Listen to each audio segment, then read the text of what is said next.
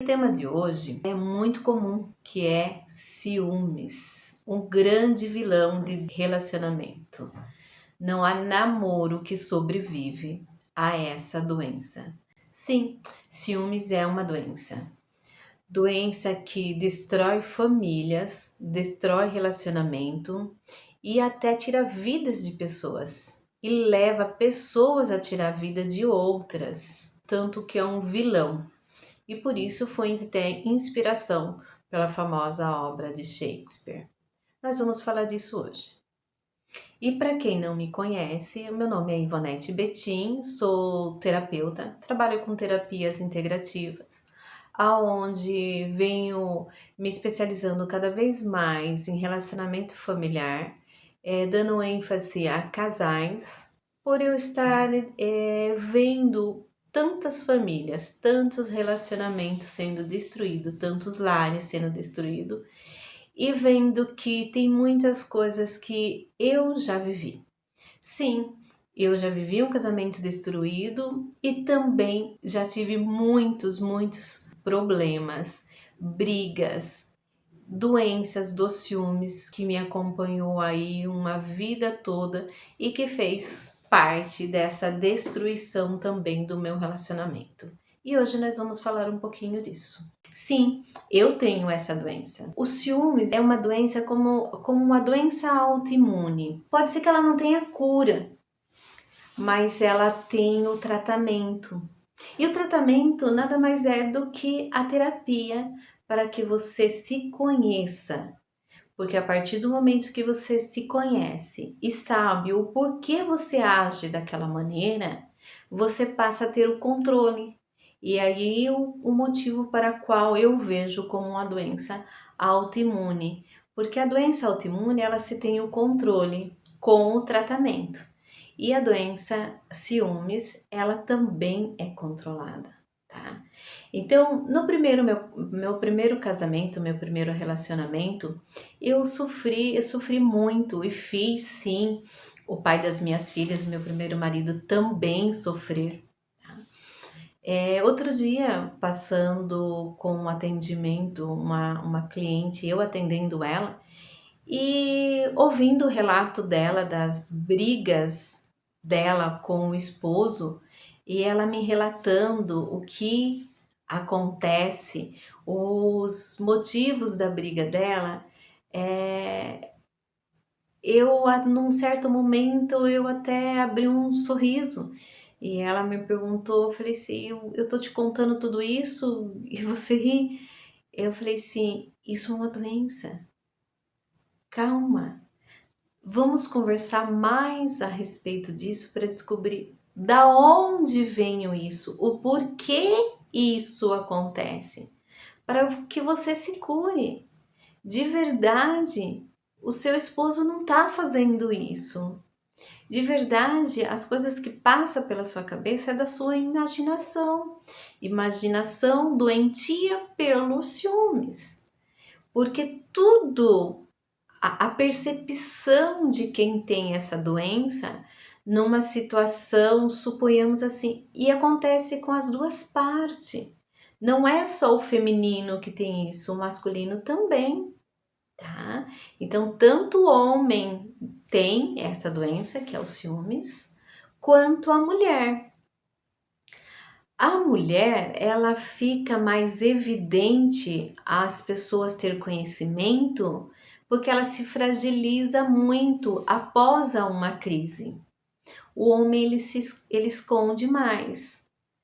Eu creio que pode-se dizer também que o número de agressividade vem mais do masculino, porque como ele não demonstra, não fala, não desabafa, tem uma certa dificuldade em chorar, então ele guarda, e aquilo que a gente guarda vai estourar de alguma forma. Talvez no masculino, não que na mulher não estoure também na questão de violência, porque tem sim também, tá? É mais evidente no homem, porque ele guarda, ele reprime. Então aquilo vai gerando uma angústia, vai virando uma pressão, e aquela pressão tem que explodir de alguma forma. Então vira-se uma agressividade de ambas as partes. Ou ele vai agredir a sua companheira, ou ele vai agredir quem ele acha que está causando ciúmes, é aquela situação. Eu já conheci homens que se agrediu dando murro em parede, quebrou o braço. Eu já conheci homens que já agrediu, já quebrou porta, e que também usou de violência física para a companheira. Também já tive, não faz muito tempo, a queixa em consultório da esposa relatando que ela também é agressiva, de avançar no companheiro com unhas e dentes.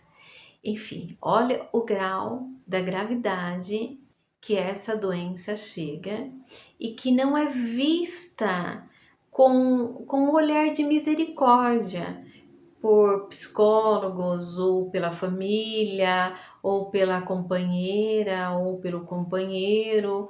É tida como ela é louca, ela é descontrolada, ele é louco, ele é exagerado, não dá para conviver com ele. E acaba aonde esta questão? Normalmente, no término de um namoro, o que é a melhor parte? Tá no namoro, terminou, o namoro existe para que se conheça, e se eu conheço ela como ciumenta, doentia, exagerada no namoro e eu não vou aguentar, termina-se, cada um segue sua vida. E se é no casamento? Já casaram, já fizeram juras de amor eterna, já se uniram a um só corpo, um matrimônio, ali dentro da trindade, às vezes já tem até filhos e descobre, vem as questões de brigas, acusações e vem a palavra no meio disso. Eu não aguento mais, eu vou me separar. É melhor a gente ir cada um para um lado, cada um vai para o seu lado, segue sua vida, e tudo por causa de uma doença que não é vista com um olhar de misericórdia, um olhar de amor e descobrir o porquê. E a hora que eu mostrei para a minha cliente a ferramenta que mudou a minha vida e que iria mudar a vida dela, porque eu pude dar essa certeza, convicção de que não, isso funciona porque funcionou comigo e funcionou com outras pessoas. A partir do momento que eu tenho conhecimento do porquê, muda tudo, porque aí eu passo a eu imagino que é como você aprender a dirigir em alta velocidade numa pista. Se eu pego uma pista que é 120 por hora e eu insistir e andar em 80, eu vou estar atrapalhando todo mundo, não vai estar fluindo.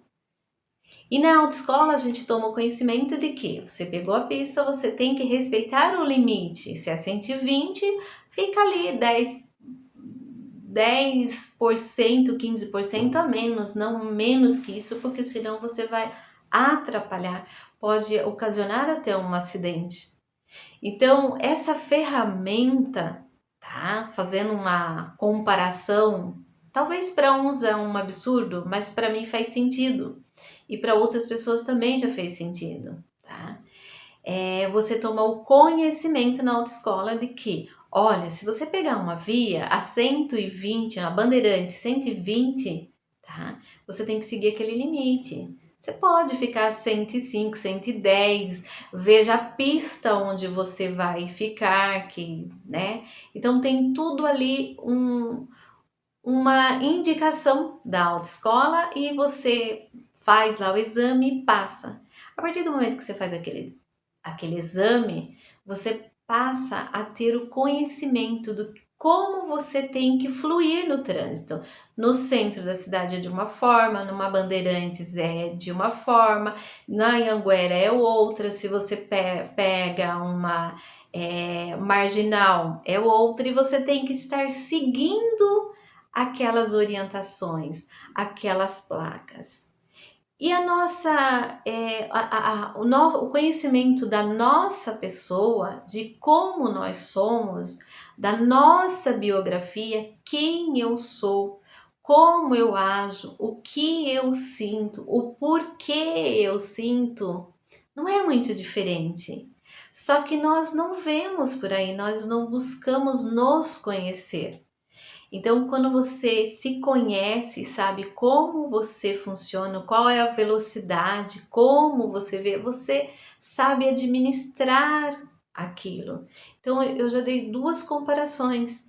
O controle, você sabe qual botão é para quê e você se permite a mexer nele. Não deixe que as pessoas controlem ele. Ou que fique completamente descontrolada. E se você quiser fazer a analogia de como se flui num trânsito, é a mesma situação também. E essa ferramenta faz com que você se conheça de como você age e o porquê você age assim e desde quando você desenvolveu isso. Olha para vocês verem a questão, que não existe o culpado. É óbvio que a minha mãe nunca se deu conta disso e nem tem o porquê, e ela não é a culpada. Mas há quase um ano de idade, eu passei pelo processo ali do desmame. Possivelmente porque a minha mãe não tinha tempo mais para me dar de mamar. Ela já tinha 2 filhos. Eu sou a filha do meio, eu até brinco, não vou fazer aqui para vocês verem, mas eu sou de uma família de 5 irmãos, onde eu sou a filha do meio. Então já tinha 2 mais velhos e veio eu e abaixo de mim 2 e foi logo o próximo. Então eu passei ali por uma fase onde com certeza ela não tinha aquele tempo de ficar ali mimando, deixando eu mamar um pouco mais, ou o desmame com qualidade, que tem umas mães que fazem hoje, né? Faz uma programação, às vezes até busca uma ajuda com uma psicóloga para a criança não sofrer um trauma, enfim. Antes não era visto. Vai mamar até hoje e daqui para frente vai tomar o leite da vaca e tá tudo bem. Só que a percepção que criou em mim, que eu tive, não é que criou em mim, a percepção que eu tive foi de que minha mãe está me abandonando. Minha mãe não quer mais dar mamar para mim. Logo, ela não gosta mais de mim. Ela não vai ficar comigo. Ou seja, eu senti muito forte ali a questão do abandono. E eu comentei bastante aqui da questão das minhas dores, né? Que é a do abandono, da rejeição, da traição, tá? Só que dentro da análise corporal, você também descobre os seus recursos de como você agir com ela.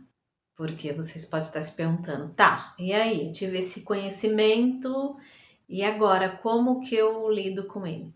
E um das grandes sacadas que eu peguei é que todos os nossos traços, ele existe o recurso.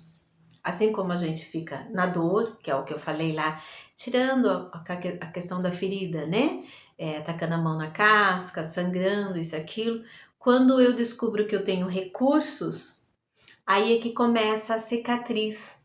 É por isso que eu disse que é uma doença, você cura, fica ali a cicatriz, você pega o controle da situação e fica tudo mais claro para você. E um dos recursos do traço de caráter, principalmente da oralidade, que tem a dor do abandono, tá? Um dos recursos é a comunicação, aonde a maioria é grande falha, né? Nós falhamos na questão da comunicação. Só que aí quando eu tive conhecimento, eu falei, tá, mas eu não fazia isso porque eu realmente não sabia como lidar com isso. Quando eu tinha as minhas crises terríveis de ciúmes, né? Teve momentos que eu usei de agressividade, tanto física quanto verbal, e depois eu passei pelo processo da vergonha, da culpa, de me sentir humilhada, porque a pessoa que estava do outro lado também tinha as dor dela, que também não sabia lidar, porque também desconhecia, né?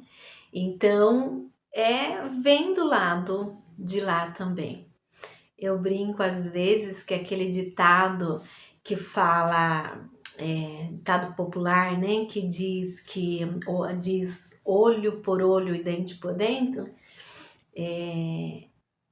se fosse viver isso na real, principalmente dentro do relacionamento, marido e mulher era para ser tudo cego e banguelo. Porque imagine assim, um doente lidando com o outro. Sim, porque eu tinha doença, só que do outro lá também tinha de uma outra forma, que não tinha menor condições de cuidar da minha situação, porque ele desconhecia, ele nem sabia. Então vem a questão do julgo, da crítica, da humilhação, aonde potencializa o quê? A minha vergonha, a minha humilhação, o meu medo, a minha insegurança, faz com que a pessoa se sinta sempre a menos, a menos. Por isso que gera a questão da depressão, porque são muitos sentimentos negativos, né?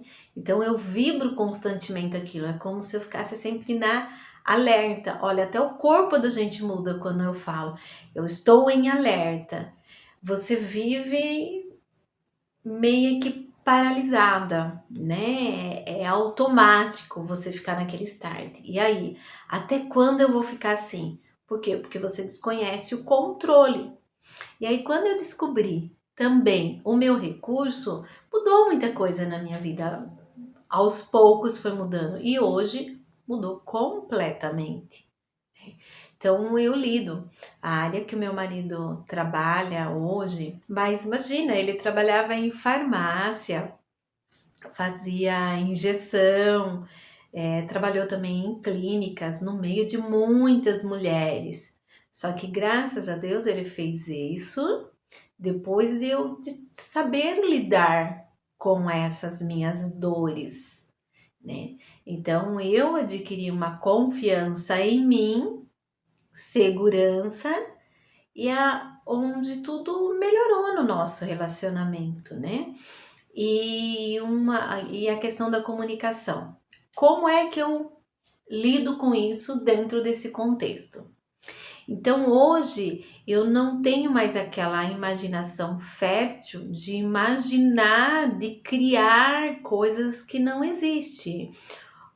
Quando o ciúme chega, acende ali aquele botãozinho do controle, ó, ali, ó, alerta, né? E eu sei que eu tenho o controle daquilo, eu paro, respiro. Você pensa para agir, não é mais na impulsividade que você não sabe no que vai gerar. Uma agressividade física, verbal, um choro, um desespero. Isso é falta de controle, né? Isso é falta de você ter conhecimento da sua inteligência, da sua potência emocional. Então, hoje eu me comunico, né? Eu passei a me comunicar. Então, muitas vezes eu falo, quando no começo lá do tratamento, que era complicado eu lidar com isso, eu chegava a pedir para o meu esposo, tá, eu estou sentindo aquilo de novo, você pode me abraçar? Se você me abraçar, eu vou me sentir melhor, me ajuda. E ainda, olha, eu dizia para ele, eu comunicava, ainda está difícil para mim. Mas olha só o quanto eu já superei, porque eu falava sem criar, sem parar para eu deixar a minha imaginação fluir, coisas que não existiam. Embora ele estava na defensiva dele, ele vai, tudo bem, tudo bem. O importante é que eu não tive aquelas crises de só as coisas ruins, e aquilo foi cada vez com o tempo melhorando, né? A ponto de hoje, né, a gente brincar um com o outro, né? Imagina se ele fizesse um elogio para uma mulher bonita. E quem não olha uma mulher bonita, eu olho. Hoje eu olho e hoje eu elogio para ele. No passado, jamais isso iria acontecer. Então hoje eu brinco com ele, eu falei, nossa, olha o corpo de fulano, como tá definido, que roupa linda, e olha como ficou bonita essa roupa para aquela mulher, com do jeito que ela é. Ele olha, é verdade. Então, antes, quando eu não tinha passado por esse processo, jamais eu ia compartilhar com isso, nem vendo na televisão, que dirá presencial, no shopping, no passeio, na rua. De forma nenhuma, eu queria cegar ele, que ele não olhasse para nada, para nada. Então, essa doença, ela tem que ser tratada, tem que ter um olhar especial, tem que ter um olhar de misericórdia. Se vocês se identificaram com algo parecido, jamais deixe que isso tire a paz de vocês. Agora vocês conhecem que é possível se tratar. Então, fica a dica, deixa de sofrer. Tem remédio, tem cura e é o seu conhecimento de como você funciona e o porquê.